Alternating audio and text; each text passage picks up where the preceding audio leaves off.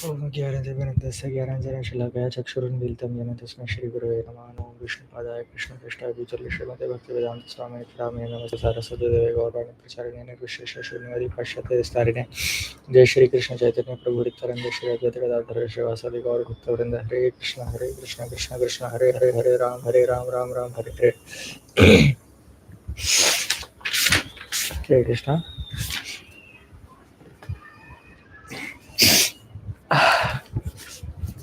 Reading from chapter 23, Krishna Book, delivering the wives of the brahmanas who perform sacrifices.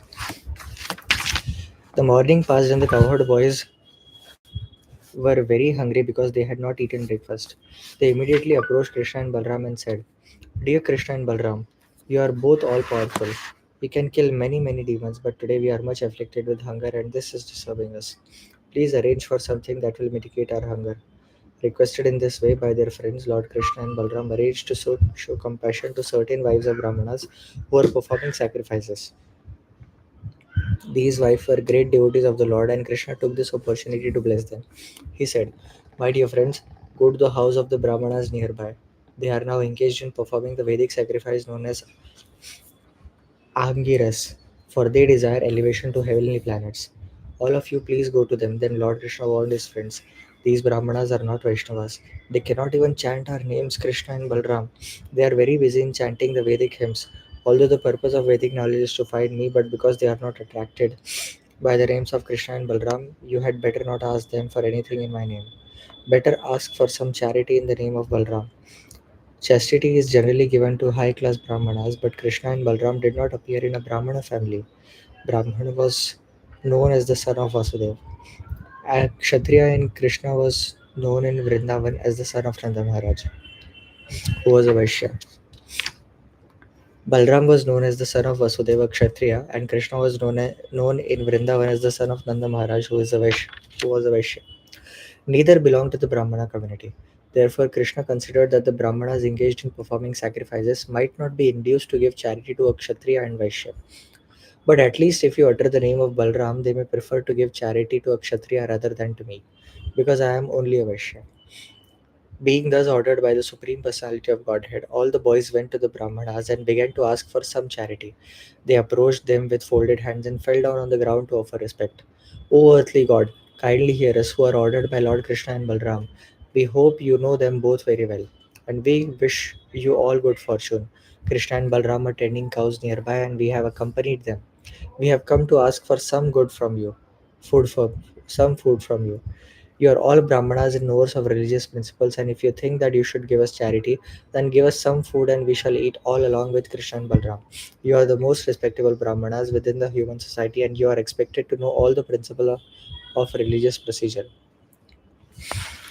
Although the boys were village boys and were not expected to be learned in all the Vedic principles of religious ritual, they hinted that because of their association with Krishna and Balram, they knew all those principles. By addressing the Brahmanas as knowers of all religious principles, the boys expressed the point of view that when the Supreme Personality of Godhead, Krishna and Balram, were asking for food, the Brahmanas should immediately deliver some without hesitation, because as stated in the Bhagavad Gita, one should perform yajna, sacrifices, only for the satisfaction of Vishnu.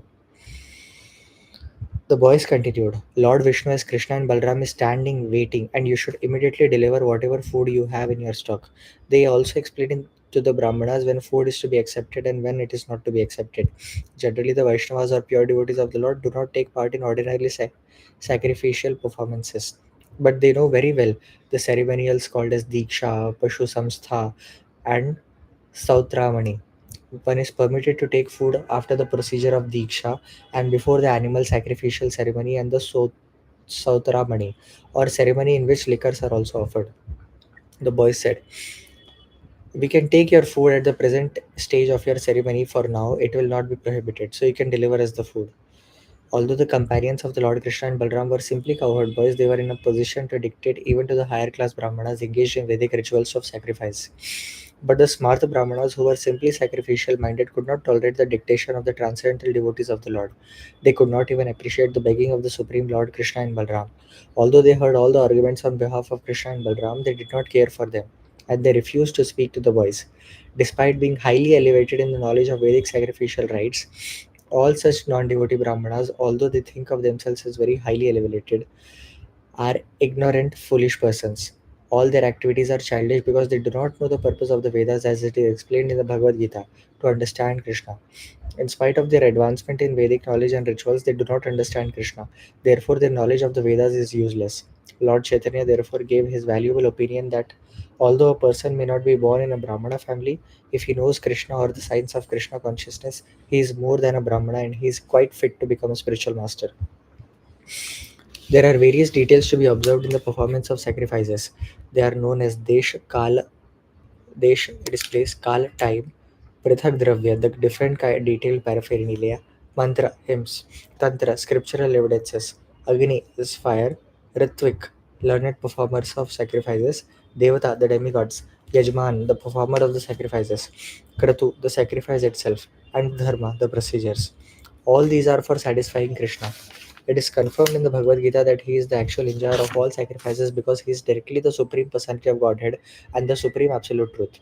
Beyond the conception or speculation of the material senses, he is present just like an ordinary human boy. But for persons who identify themselves with the body, it is very difficult to understand him. The Brahmanas were very much interested in the comforts of the material body and in elevation to the higher planetary residences called Swargavas. They were therefore completely unable to understand the position of Krishna. When the boys saw that the Brahmanas would not reply to them even with a simple yes or no, they became very much disappointed. Then they returned to Lord Krishna and Balram and explained everything that had happened. After hearing their statements, the Supreme Personality of Godhead smiled. He told them that they should not be sorry for being refused by the Brahmanas, because that is the way of begging. He convinced them that one who is engaged in collecting or begging should not think that he will be successful everywhere. He may be unsuccessful in some places, but that should not be the cause for disappointment. Lord Krishna then asked all the boys to go again, but this time to the wives of those Brahmanas engaged in sacrifices. He also informed that these wives were great devotees. They were always absorbed in thinking of us. Go there and ask for some food in my name and the name of Balram, and I am sure that they will deliver you as much food as you desire. Carrying out Krishna's order, the boys immediately went to the wives of Brahmanas. They found the wives sitting inside the Brahmana's house. They were very beautifully decorated with ornaments. After offering them all respectful obeisances, the boys said, Dear mothers, please accept our humble obeisances and hear our statements. May we inform you that Lord Krishna and Balram are nearby. They have come here with the cows, and you may know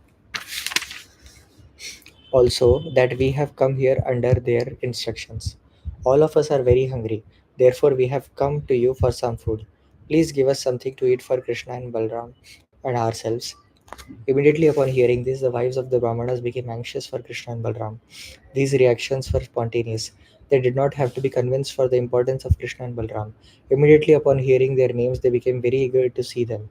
Being advanced by thinking of Krishna constantly, they were performing the greatest form of mystic meditation. All the wives then became very busily engaged in filling up different pots with nice food. Due to the performance of the sacrifice, the various foods were all very palatable. After collecting a feast, they prepared to go to Krishna, their most beloved object, exactly in the way river flows to the sea. For a long time, the wives had been eager to see Krishna. However, when they were preparing to leave home to go see him, their husbands, fathers, sons, and relatives asked them not to go. But the wives did not comply. When a devotee is called by the attraction of Krishna, he does not care for bodily ties. The women entered the forest of Vrindavan on the bank of the Yamuna, which was verdant with vegetation and newly grown vines and flowers. Within that forest, they saw Krishna and Balram engaged in tending the cows along with their very affectionate boyfriends. The Brahmana's wives saw Krishna with a blackish complexion, wearing a garment that glittered like gold. He wore a nice garland of flowers, forest flowers, and a peacock feather on his head. He was also painted with the mineral found in Vrindavan, and he looked exactly like a dancing actor on a theatrical stage.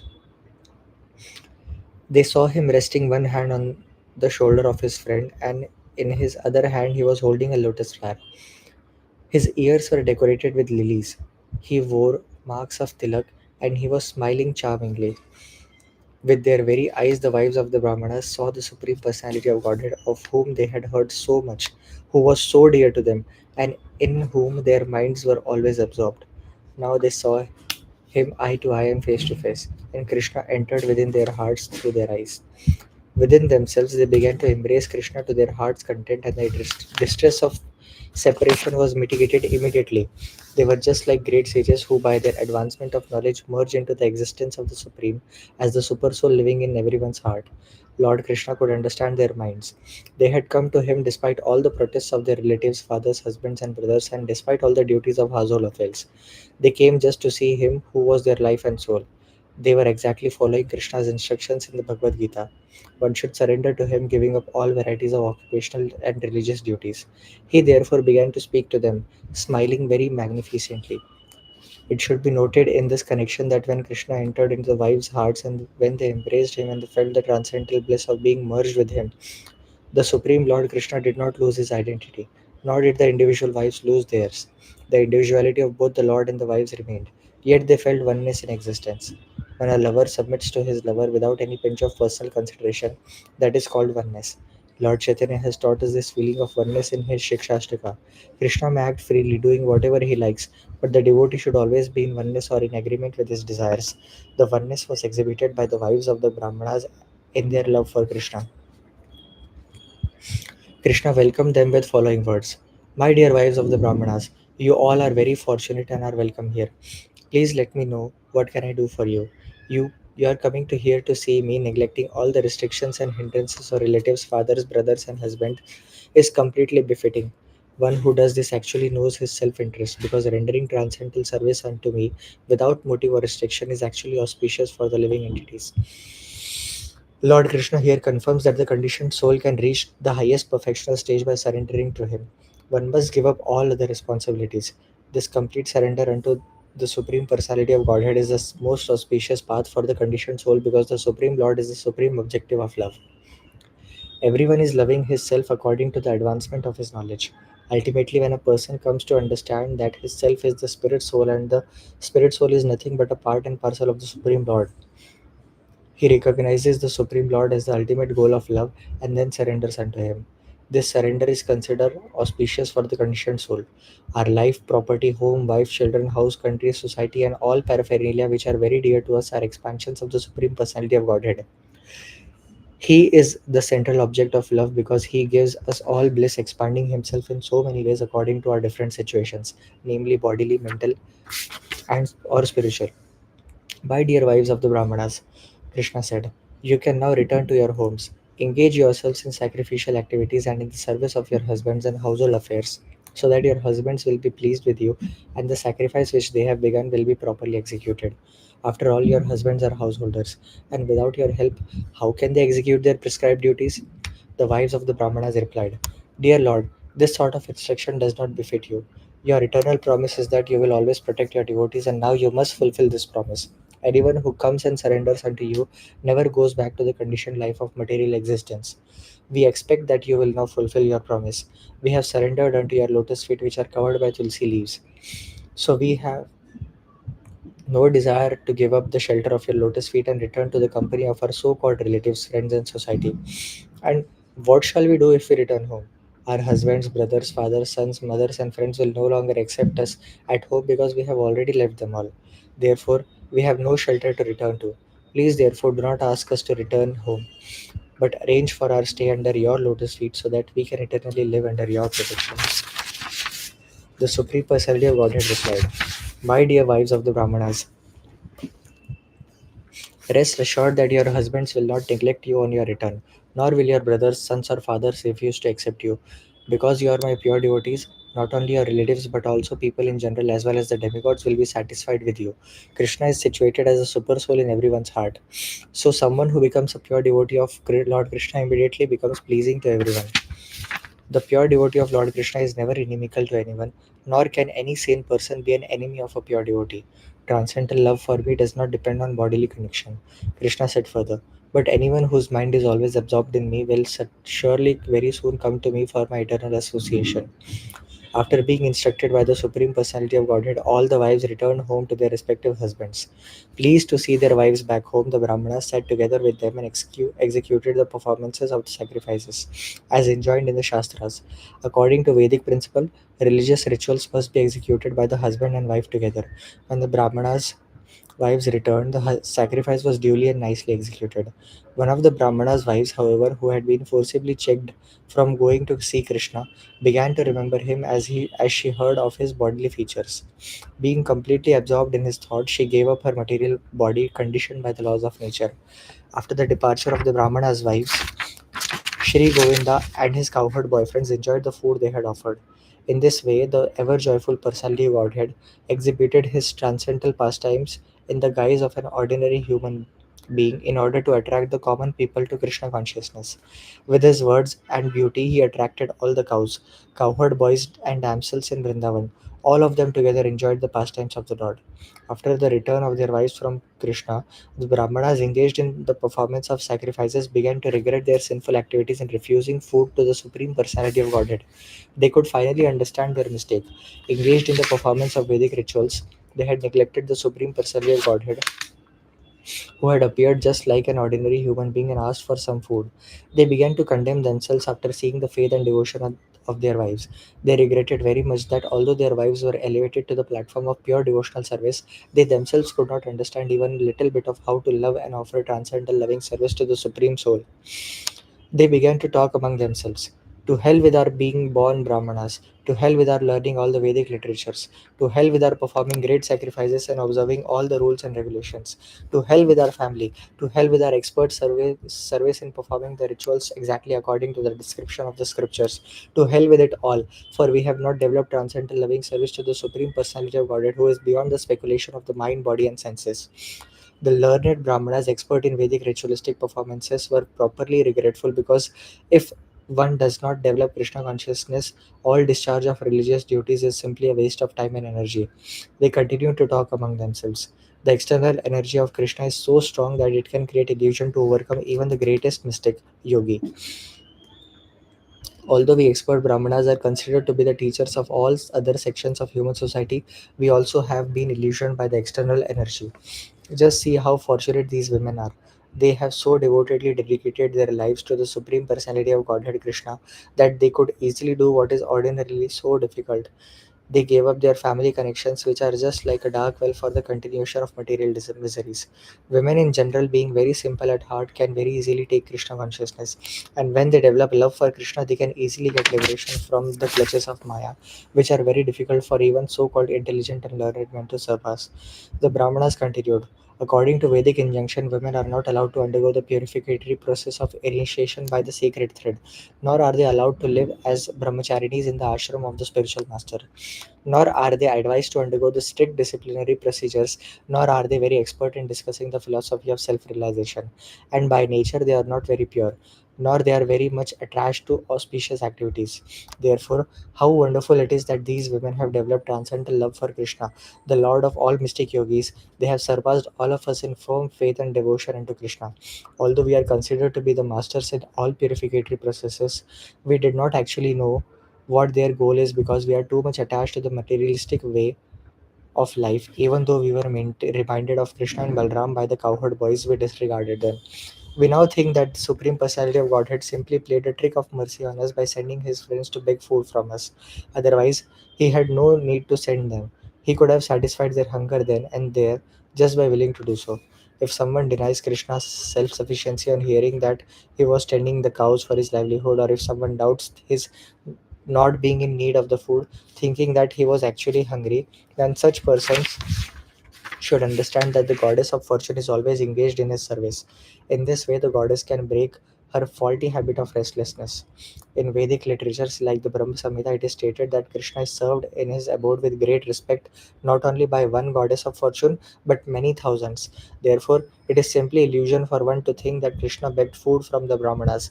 It was actually a trick to show them mercy by teaching them that they should accept him in pure devotional service instead of engaging in ritualistic ceremonies. The Vedic ceremonial paraphernalia, the suitable place, the suitable time, the different grades of articles for performing the ritualistic ceremonies, the Vedic hymns, the process of sacrifice, the priest who is able to perform the sacrifice, the fire, the demigod is the performer of the sacrifice, and the religious principles are all meant for understanding Krishna. The Krishna is the supreme personality of Godhead. He is the supreme Lord Vishnu and Lord of all mystic yogis. Because he has appeared as a child in the dynasty of the Yadus, we were so foolish that we could not understand that he is the supreme personality of Godhead, the Brahmanas said. But on the other hand, we are very proud because we have such exalted wives who have developed pure transcendental service of the Lord without being shackled by our rigid opposition. Let us therefore offer our respectful obeisances unto the lotus feet of Lord Krishna, under whose illusory energy, called Maya, we are absorbed in fruitive activities. We therefore pray to the Lord to be kind enough to excuse us because we are simply captivated by his external energy. We transgressed his order without knowing his transcendental glories. The Brahmanas repented their sinful activities. They wanted to go personally to offer their obeisances unto him, but being afraid of Kamsa, they could not go to Krishna and surrender unto him. In other words, it is very difficult for one to surrender fully unto the personality of Godhead without being purified by devotional service. The example of the learned Brahmanas and their wives is vivid. The wives of the Brahmanas, because they were inspired by pure devotional service, did not care for any kind of opposition. They immediately went to Krishna. But the Brahmanas, although they had come to know the supremacy of the Lord and were repenting, they were still afraid of King Kamsa because they were too much addicted to fruitive activities. Thus ends the Bhaktivedanta purport of the 23rd chapter of Krishna, delivering the wives of the Brahmanas who perform sacrifices. Hare Krishna. Shri Prabhupada. Jai.